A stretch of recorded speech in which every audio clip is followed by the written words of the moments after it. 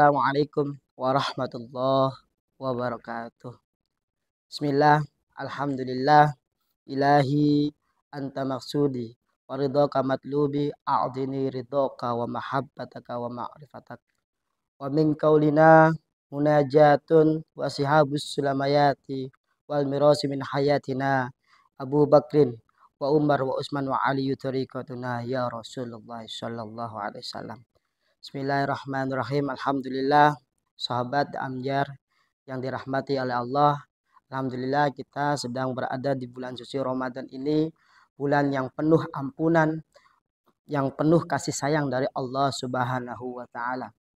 Allah berfirman dalam Al-Qur'annya, "Ya ayyuhalladzina amanu kutiba alaikumusiyam kama kutiba alal ladzina min qablikum la'allakum tattaqun."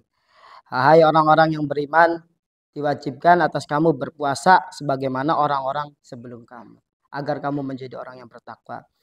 Alhamdulillah, bulan suci Ramadan ini sekarang kita sedang menjalaninya. Di sini Kang Ade akan membahas tentang produktivitas di bulan suci Ramadan ini. Sangat eman sekali, sangat sayang sekali jika bulan suci Ramadan ini kita lewatkan hanya tidur, tidur, tidur, dan tidur. Apakah tidur berpahala? Jelas. Tidur juga berpahala. Karena salah satu menjauhkan diri daripada bermaksiat kepada Allah.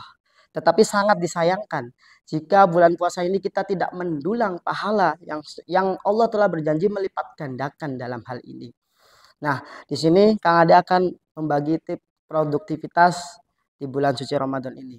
Kita biasanya bangun sahur ya sahabat di Amjar. Bangun sahur pada pukul 3 dini hari atau setengah 4. Biasanya di bulan-bulan seperti biasanya kita sangat susah sekali untuk bangun malam.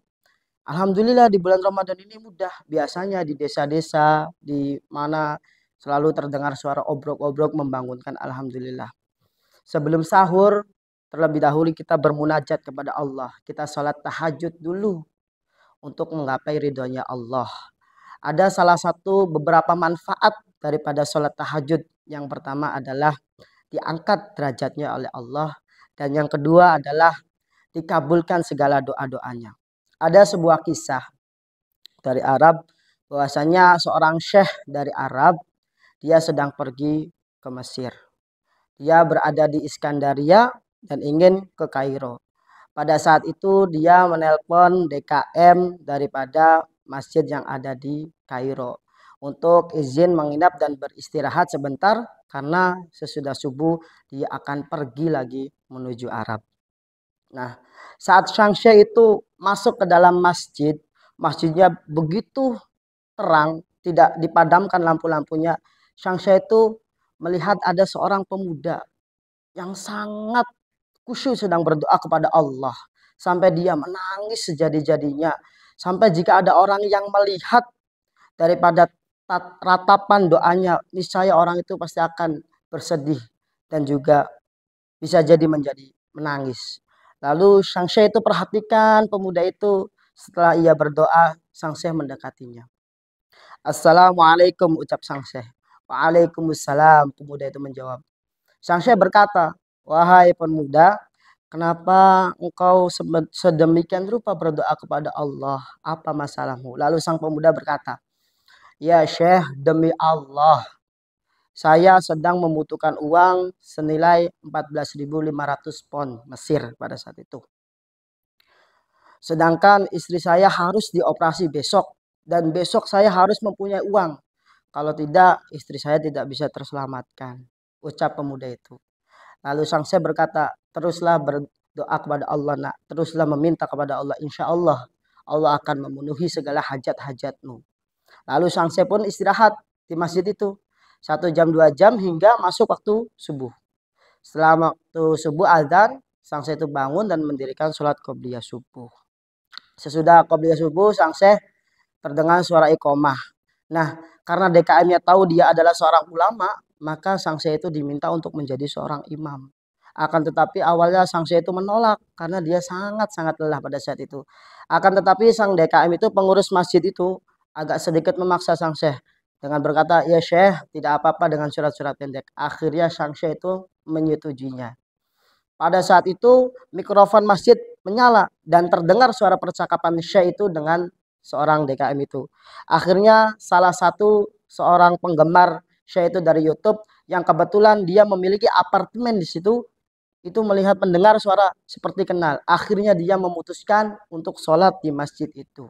Awalnya sang pengusaha itu tidak ingin sholat di masjid itu. Akan tetapi dia mendengar suara sang syekh yang dia idolakan di YouTube. Akhirnya dia sholat di masjid itu. Setelah sholat dan berzikir, sang syekh itu didatangi oleh seorang pengusaha itu.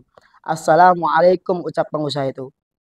Lalu sang syekh menjawab, Waalaikumsalam warahmatullahi wabarakatuh. Sang pengusaha itu berkata, ahlan wa sahlan ya syekh di Mesir. Lalu sang syekh berkata, oh iya iya.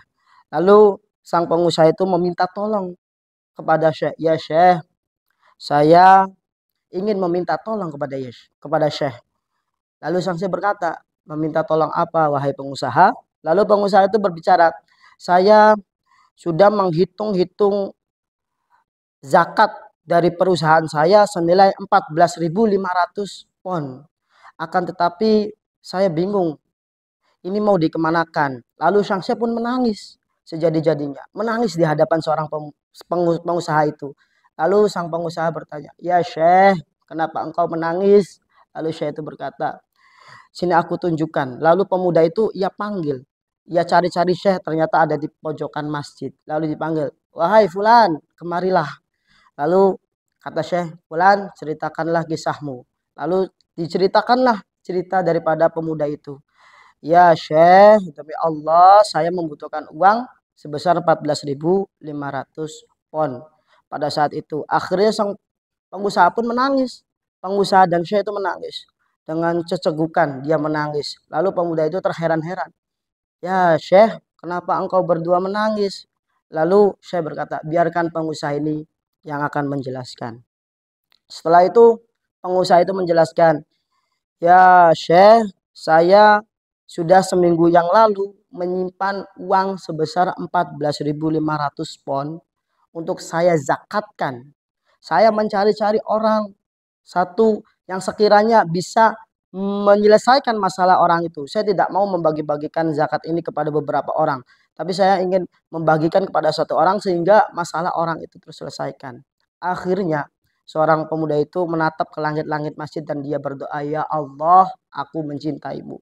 Sampai saat itu, itulah kisah daripada kehebatan sholat tahajud sahabat Ambyar. Yang kedua, mari kita meningkatkan produktivitas kita ini di bulan suci Ramadan ini dengan membaca ayat-ayat suci Al-Quran. Bayangkan Allah melipat gandakan pahala di bulan suci ini. Kita membaca Bismillahirrahmanirrahim. Itu sangat luar biasa pahalanya. Di bulan biasa saja pahalanya luar biasa, apalagi di bulan suci Ramadan yang dengan cinta kasih Allah, Allah mempersembahkan kepada hamba-hambanya. Silakanlah mencari amal-amal baik, mencari kebaikan sedemikian rupa. Lalu dengan membaca Al-Quran ini, nanti di akhirat kelak ila yaumil qiyamah, bahwasannya orang-orang yang sering membaca ayat suci Al-Quran, dia nanti ayat suci Al-Quran itu berkata kepada Allah, ya Allah memberikan syafaat kepada orang-orang yang suka membaca Al-Quran. Eman-eman sahabat Ambyar, jika kita tidak memanfaatkan bulan suci Ramadan ini. Dan yang ketiga, memperbanyak zikir. Cara produktivitas kita, jangan sampai kita lalaikan bulan suci Ramadan ini dengan hanya berlalu, tidak membekas di dalam hati kita. Mari kita memperbanyak zikir kepada Allah agar hati menjadi tenang. Ya begitulah sahabat Ambyar. Mari sama-sama kita